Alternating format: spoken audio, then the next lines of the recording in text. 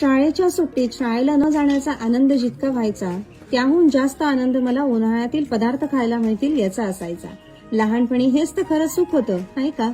मग ते आईने बनवलेलं अगदी साधं घरचं आईस्क्रीम असो किंवा आंब्याचे चविष्ट पदार्थ, नाही तर उन्हाळ्यात वाळवलेल्या पापड चकल्या.